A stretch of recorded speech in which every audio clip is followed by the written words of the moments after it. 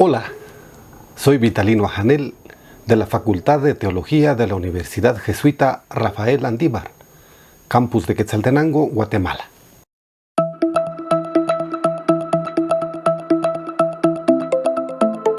El contenido de este tema está compuesto por párrafos extractados de textos escritos por Álvaro Mejía Góez y Loida Sardiñas Iglesias, Juan Esteban Londoño, José María Castillo, Rafael Luciani, Juan Pablo García Maestro, Jorge Hostos y Sergio Armstrong.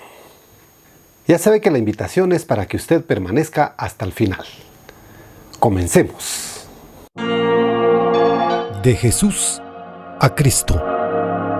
Conociendo al Jesús histórico para llegar a proclamar al Cristo de la fe.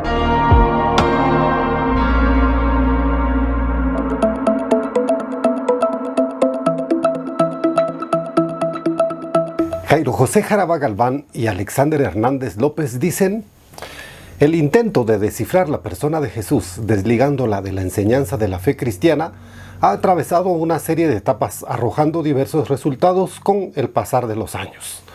Los resultados actuales parecen muy importantes si se tiene en cuenta que en su obtención intervinieron significativamente la ciencia histórica, la sociología y la exégesis bíblica del Nuevo Testamento, aportando cierta carga de objetividad científica a los mismos. Mejía y Sardiñas inician su artículo La cruz bajo secuestro relatando lo siguiente.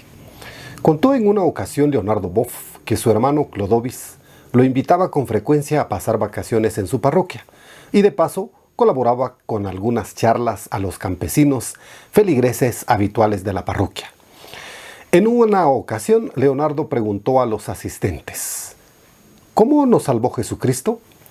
La respuesta fue casi unánime: a través de su sufrimiento y su muerte en la bendita Santa Cruz. La respuesta generalizada llevó a Leonardo Boff a explicar que la salvación debía entenderse en el conjunto de toda la vida de Jesús de Nazaret, desde su encarnación, pasando por sus signos y palabras, sus actitudes mesiánicas, su preferencia y amistad con los excluidos, por su crítica a la religión instituida y mucho más. Todo en su conjunto, y no solo unos cuantos momentos de Jesús crucificado, podrían ser determinantes para la salvación de todos los hombres de todos los tiempos. En el episodio anterior, conocimos las causas históricas por las que Jesús fue condenado a muerte. Y ese conocimiento es necesario, porque como afirma Juan Pablo García Maestro, en la práctica ignoramos esas causas históricas de la muerte de Jesús y nos centramos exclusivamente en el sentido teológico de su muerte. Confesamos que muere por nuestros pecados, para nuestra salvación. Pero no se puede redimir, cambiar la historia si uno no se mete dentro de ella.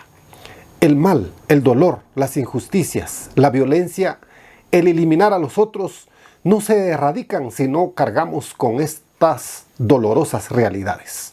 Porque se necesita saber por qué está así la historia para poder erradicar sus males. Y no basta conocer la realidad. Atrévete a saber, demandaba Kant, sino que es necesario también de cargar con esa dolorosa realidad y encargarse de ella, decía Ignacio Ellacuría.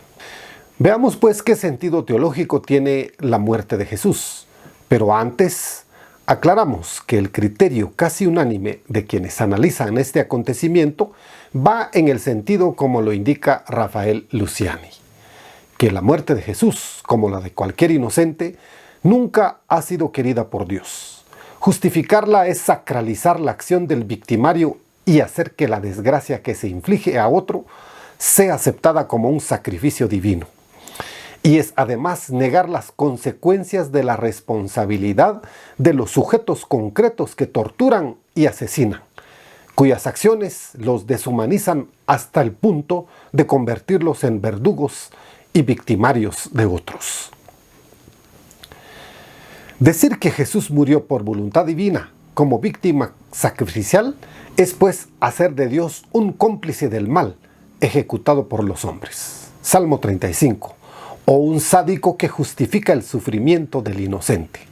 O como lo dice José María Castillo, que al explicar la muerte de Jesús de esta manera, la teología no tuvo más remedio que presentar a Dios de tal forma que, en el fondo, lo que se vino a decir es que Dios, que por una parte se define como amor, 1 de Juan 4, 8, 16, es un ser tan incomprensible que para perdonar a quienes le ofendemos necesita el sufrimiento, la sangre y la muerte de su Hijo. Es el Dios vampiro del que hablaba Nietzsche, lo cual en definitiva termina diciendo que la teología de la muerte de Cristo salva al hombre a costa de destruir la posibilidad de que mucha gente crea en semejante Dios. Un Dios que necesita sangre para perdonar es un monstruo increíble. En igual sentido se pronuncia Sergio Armstrong, quien expresa: hemos visto que esta explicación tiene graves consecuencias en la imagen de Dios como Padre. ¿Qué padre humano exigiría la sangre de su hijo como reparación de una ofensa, por muy grave que sea?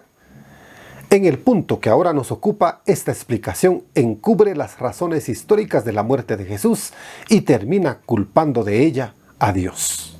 A pesar de la aclaración hecha, veamos las principales teorías que han surgido respecto a la interpretación teológica de la muerte de Jesús, y lo haremos en base a un artículo publicado por Juan Esteban Londoño. En primer lugar, este autor se refiere a la interpretación dramática sustentada por Irineo de León, siglo II después de Cristo. Ve la muerte de Jesús como un drama real. Jesús en la cruz se encuentra y enfrenta enemigos como el pecado, Satanás y la muerte.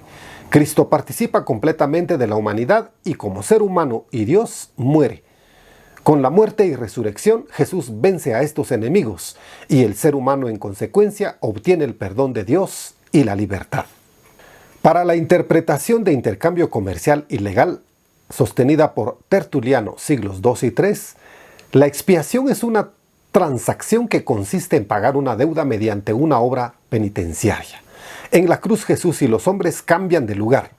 Jesús recibe el castigo y regala su santidad a la humanidad. Allí, Cristo libera a los seres humanos del pecado original. Pero los pecados de los hombres, no el original, tienen que ser expiados por las personas a través de la penitencia. Según la teoría de la paga de Anselmo de Canterbury en el siglo XII, Dios ama a la humanidad y quiere perdonarla, pero la humanidad es pecadora, así que Jesús se hace hombre y como hombre toma sobre sí el pecado de la humanidad y recibe toda la ira de Dios sobre su propio cuerpo. Para Anselmo, el ser humano debe pagar a Dios por su pecado, pero no tiene cómo hacerlo. Hay que satisfacer la pena y se satisface con la muerte del propio Hijo de Dios. Pedro Abelardo, en el siglo XI, desarrolló un enfoque que se conoció como la teoría de la influencia moral. Según Abelardo, en el Calvario no hubo ninguna transacción comercial en la que se negociara la eternidad con la sangre del Hijo de Dios. El real acto de salvación ocurre en la respuesta subjetiva que las personas tengamos frente a la cruz. Desde esta postura, la muerte de Jesús inspira a las personas para que vivan y mueran como Cristo.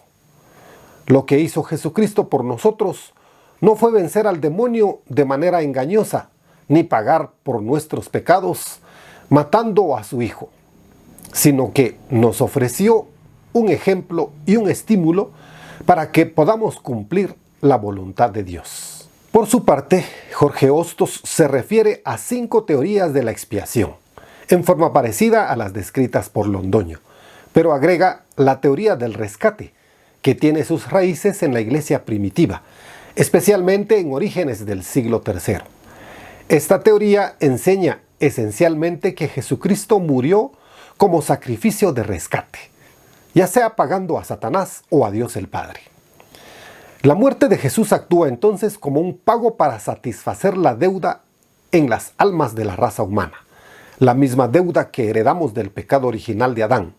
Esencialmente, esta teoría afirma que Adán y Eva vendieron la humanidad al diablo en el momento de la caída. Por lo tanto, la justicia requiere que Dios pague al diablo un rescate.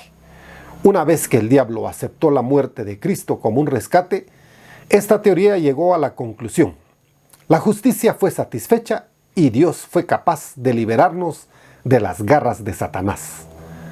La redención en esta teoría significa recomprar la raza humana de las garras del diablo. Hostos también habla de otra teoría de la expiación, la teoría Christus Victor o Cristo victorioso. Es ampliamente considerada como la teoría dominante durante la mayor parte de la iglesia cristiana histórica. En esta teoría, Jesucristo muere con el fin de derrotar las fuerzas del mal, como el pecado, la muerte y el diablo, para liberar a la humanidad de su esclavitud.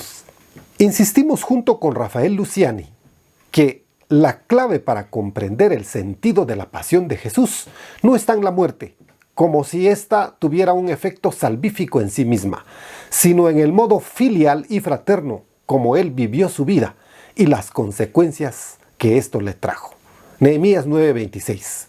La muerte de Jesús no tiene sentido como no la tienen la de tantas personas que mueren cada día a causa del hambre, la criminalidad, la violencia política que arrebata la vida. Sería inhumano justificarlas. Lo que sí tiene sentido y es salvífico, humanizador, es el modo en que Jesús asumió su muerte y cómo se identificó a lo largo de su vida con los que sufren y así mueren, sin miedo alguno para denunciar que el Dios del reino, a quien Él le oró, no quería que esto ocurriese más en nuestro mundo, y rechazando a quien así actuase. Finalizamos este episodio con palabras escritas por José Arregi Olaizola. Este teólogo se pregunta, ¿por qué murió Jesús? No murió por una fatalidad, ni por voluntad de Dios, ni por un error judicial. Jesús murió, mejor dicho, le mataron por la vida que llevó, por las opciones que hizo, por las cosas que enseñó. Murió a consecuencia de la vida. La vida de Jesús es lo que explica su muerte y su vida es donde se revela el sentido del término salvación. Su vida es la que salva. A juzgar por muchas teologías tradicionales e incluso actuales, parecería que todo lo que hizo Jesús entre el nacimiento y la muerte carece de importancia y que solo son importantes su nacimiento y su muerte. Tampoco en el credo se menciona absolutamente nada entre el nacimiento y la muerte. Es en su vida donde nos revela a Dios y en su muerte en la medida en que es consecuencia de su vida. Dios no envió a Jesús para morir por nuestros pecados, ni le hizo encarnarse para morir. A Jesús lo mataron, y lo mataron justamente por lo que hizo en su vida pública tan breve como apasionada. La muerte de Jesús en cruz es la consecuencia de una vida en el servicio radical a la justicia y al amor. Es secuela de su opción por los pobres y los desechados, de la opción por su pueblo, que sufría explotación y extorsión. En medio de un mundo malo, toda salida en favor de la justicia y del amor es arriesgar la vida.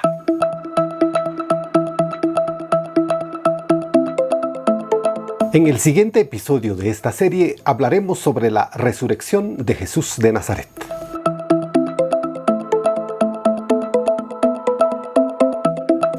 Muchas gracias por su atención y no olvide que debemos conocer al Jesús histórico para llegar a proclamar al Cristo de la fe, con razón, sin fanatismos ni fundamentalismos. Hasta el próximo episodio. De Jesús a Cristo. Conociendo al Jesús histórico para llegar a proclamar al Cristo de la fe.